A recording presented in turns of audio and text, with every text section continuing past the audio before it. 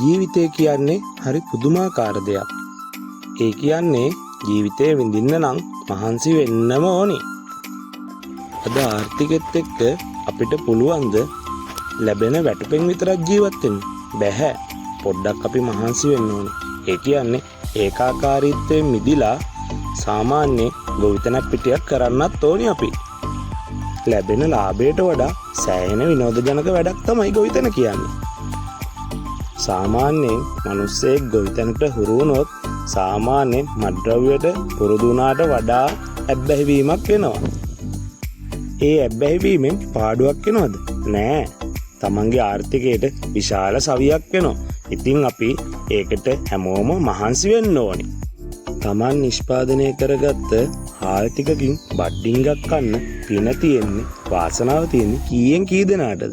ඒ අතරින් එක්කෙනෙක් තමයි මමත්. මේ ඉතින් මගේ කුඹුර වපුරලා දැන් ඉතින් කුරුළු යාළුවන්ගෙන් චුට්ටක් කරදර එනවා. දැන් මේ කුරුල්ලු පොඩ්ඩක් බලන්න ඉඩ තියෙන වෙලාවට ගිහිල්ලා ඉන්න වෙලාව. හවස් වෙලාවක තමයි ඉතින්. එයාලා කරදර කරන්නේ උදේ පාන්දරයි හවසයි. දවල්ට නම් පොඩ්ඩක් කරදර අඩුයි එයාලගේ. ඒ වගේම තමයි Tamanට ඉඩ තියෙන සෑම වෙලාවකම Tamanගේ වගා බිමට යන්න තියෙන එක කොච්චර හොඳද? එතකොට ලැබෙන මානසික නිදහස සල්ලි වලට ගන්නත් බෑ. දැන් ඉතින් අස්සනු නෙලන කාලෙට ලං වෙලා. ඔය ඉතින් මම අස්සන්න නෙලනවා. තේනව නේද? ඔන්න යාළුවනේ අපි එහෙනම් ගොයන් කපනවා.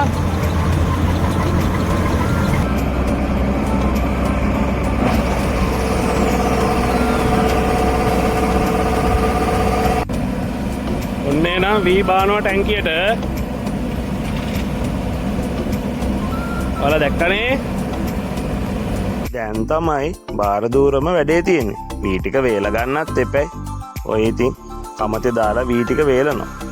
වේලලා අට්ටි ගහලා ඔන්න දැන් විකුණන දවස ඇවිල්ලා. ඉතින් කොල්ල සරු වෙන්න තමයි හදන්නේ.